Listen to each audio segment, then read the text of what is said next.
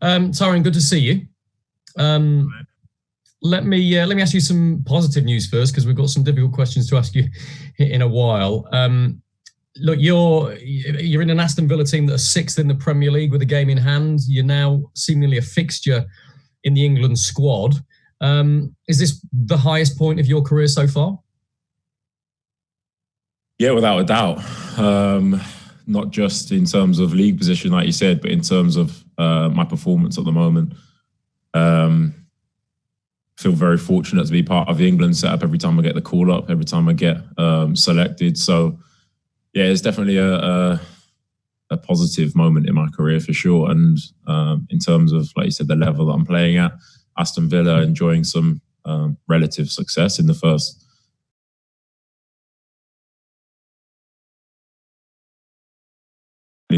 Pleased with how the season's gone so far, and my progress has gone this season as well. Whether it's a back three or a back four that Gareth Southgate chooses, he's got a lot of options there. How do you see the competition for places at centre back in this England squad right now? Yeah, it's massive, isn't it? We've got a wealth of options at not just centre back, but all across the team.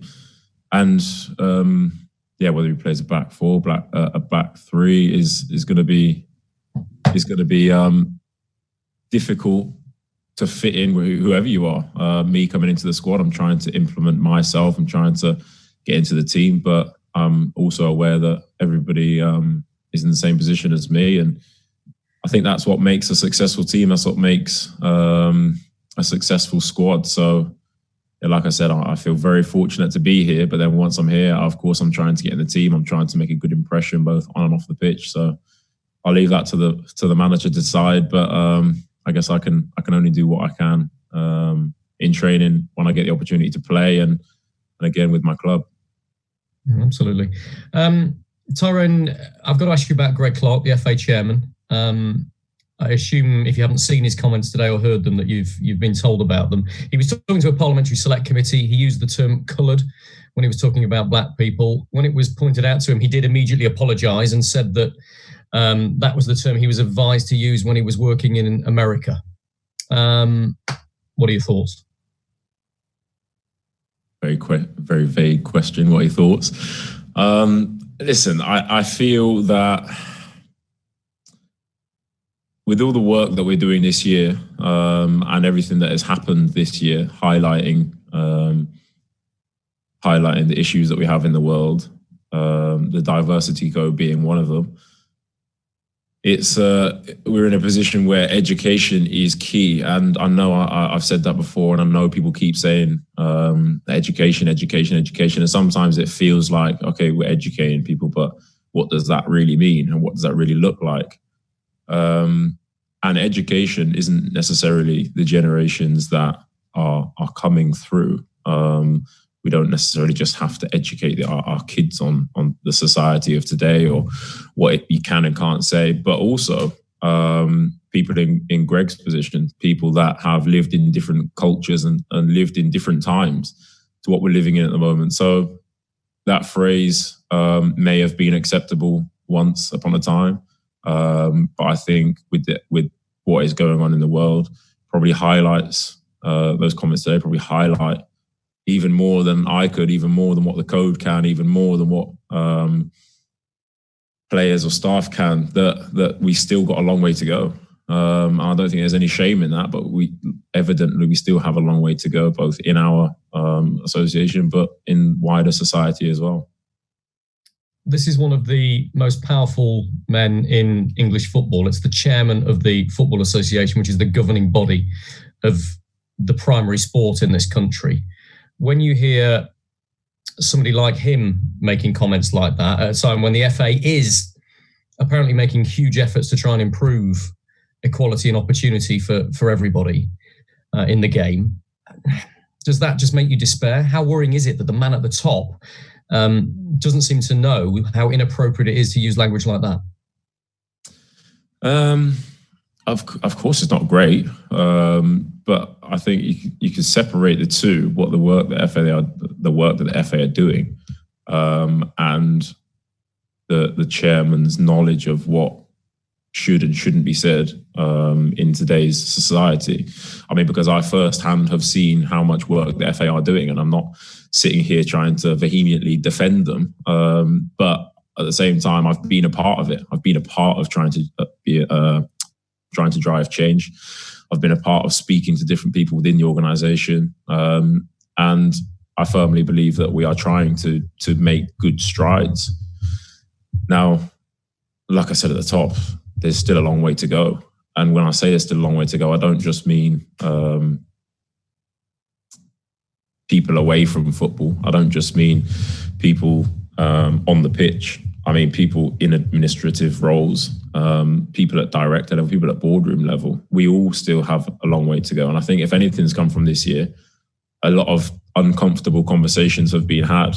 A lot of people have been more aware of the problems that we are facing in society and things that we can try and change. So, of course, there is still a long way to go. And of course, things like this, they're not ideal, don't get me wrong. I'd love to be sitting here talking about football for the whole thing. But at the same time, we all have a duty of care to understand what is going on in the world and understand what terminology you can and can't use.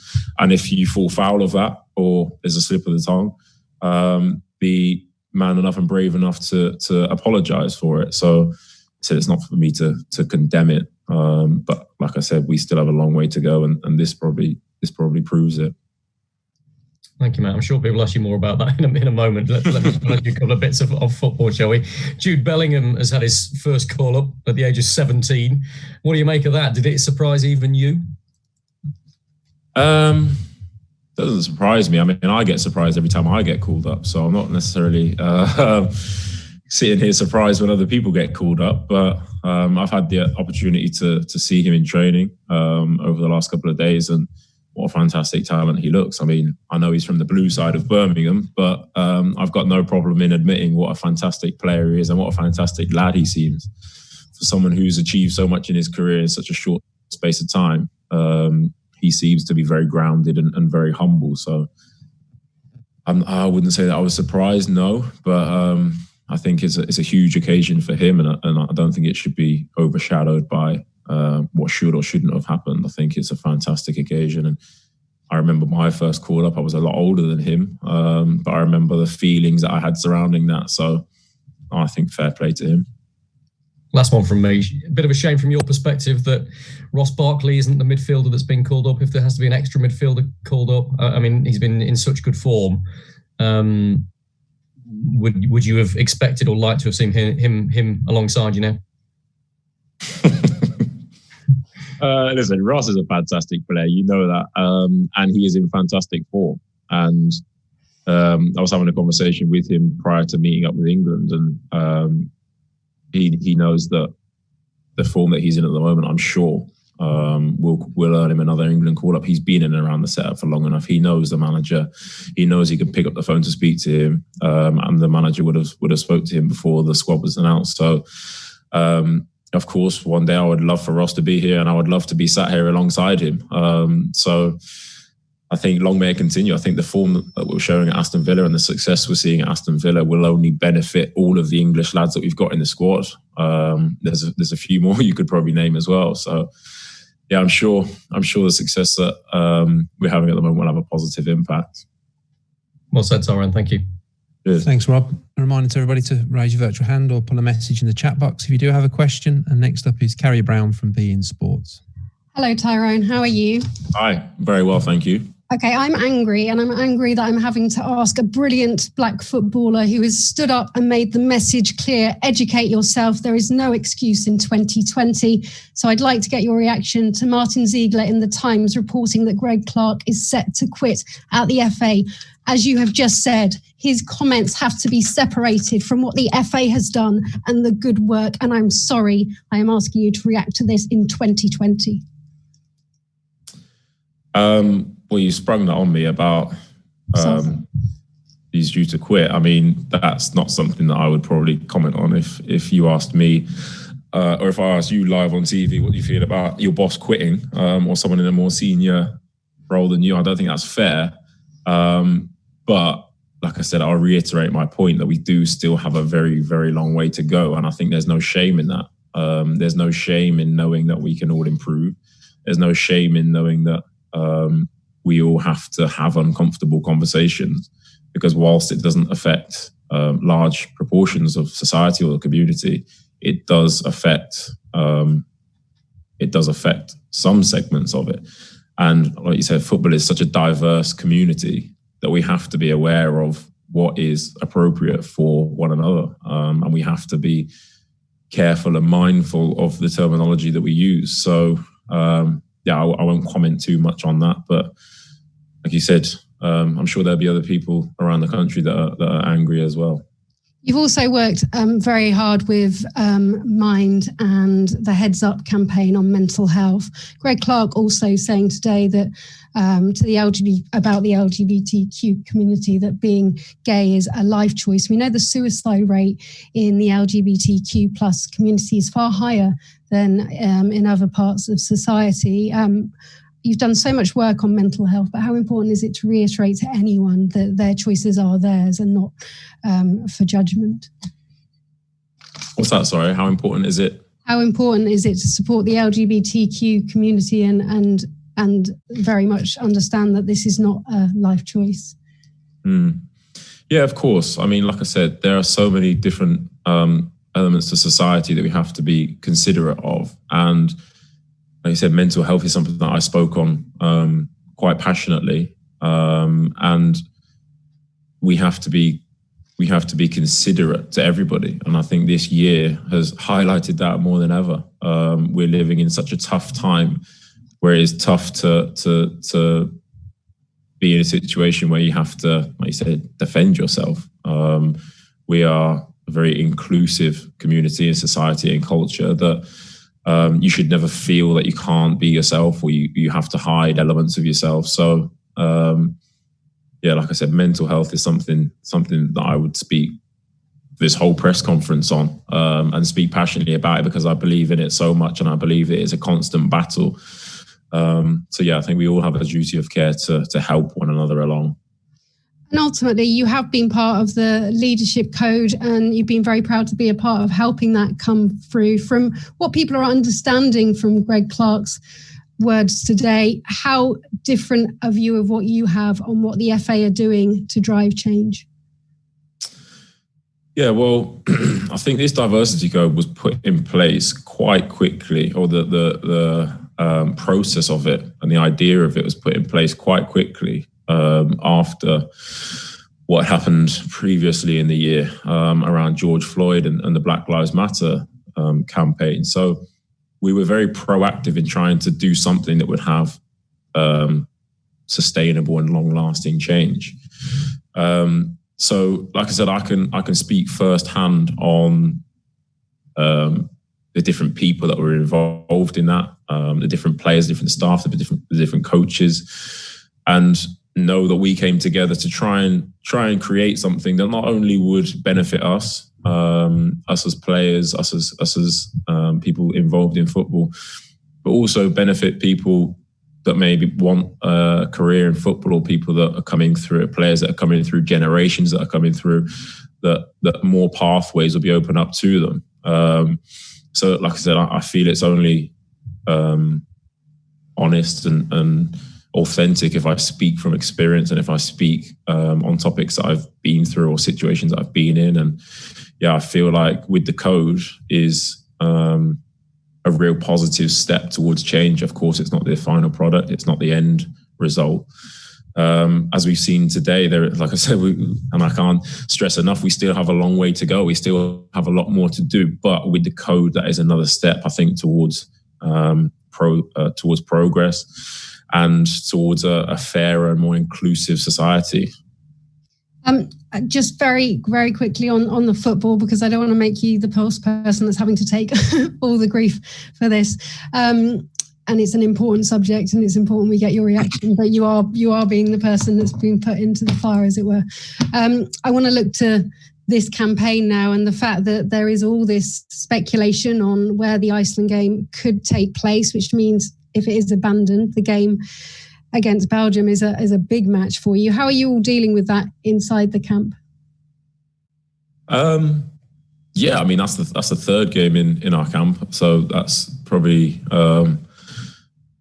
not as prevalent or not as important in our minds at the moment. We're about preparing for each game as it comes and controlling the controllables. Really, we can't control whether that game goes ahead or where it goes ahead or the different situations that will affect that game. So I think all of our focus at the moment is on Thursday, and with the year that we've been through and the year that we're going through, being able to be as fluid and adapting to change, I think has been more crucial and more important than ever. So I think if we can demonstrate that throughout the week, I think we'll be fine. But yeah, all of our focus at the moment is rightly on Ireland. Time for two more in this live section, starting with Faye Carruthers from TalkSport. Hi Tyrone, nice to see you. Hi.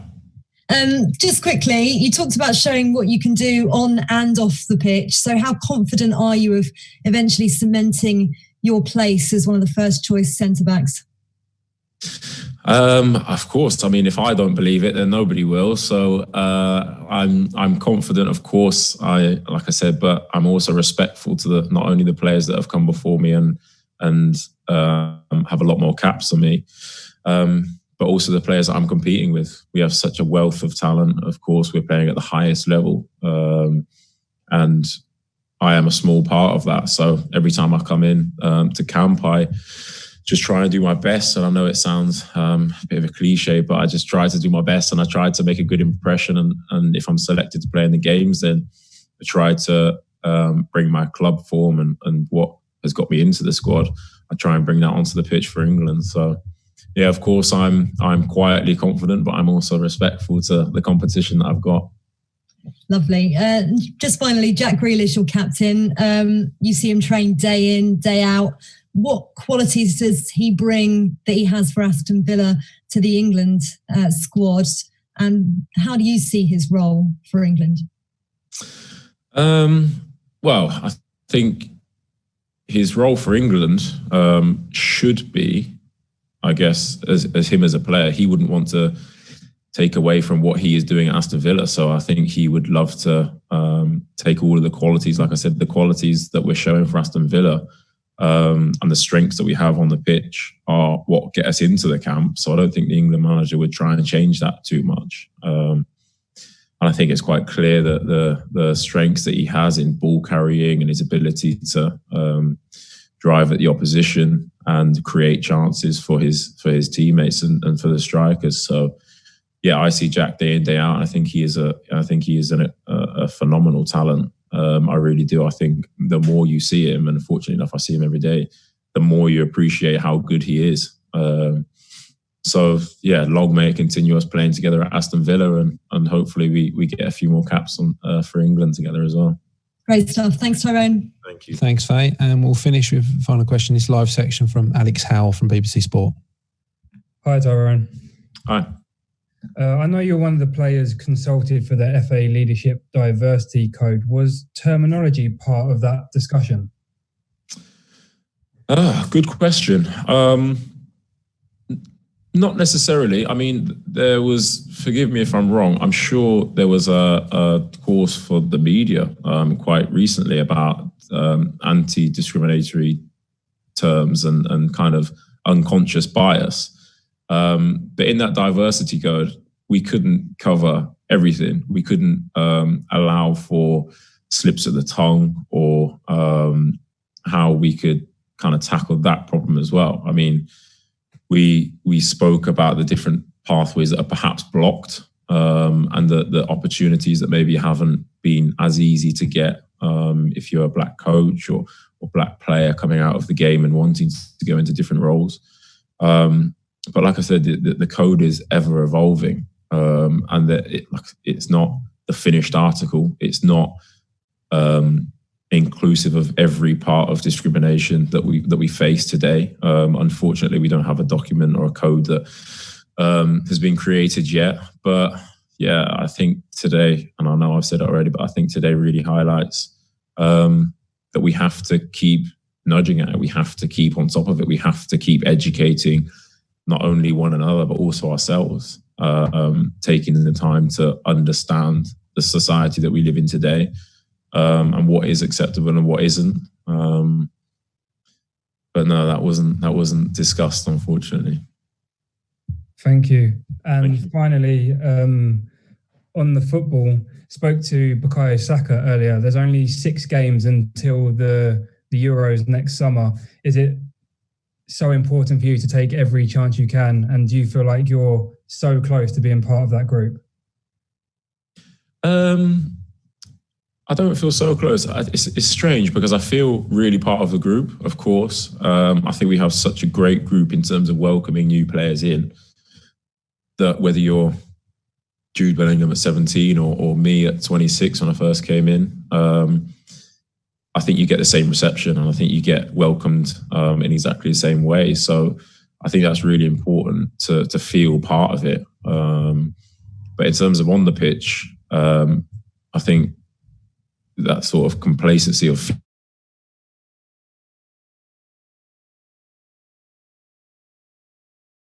constantly improving yourself. And I think what we have here is a great kind of challenge culture of always trying to improve and always trying to find 1% or 5% that can improve not only us as players, but us as a team and as the culture. So I recognize that there isn't a wealth of games before the Euros as well. Like you said, there's only 6. And it's important to take every chance that we get, whether it be, like I said, on the pitch, around the place, on the training field, whether it be with your club.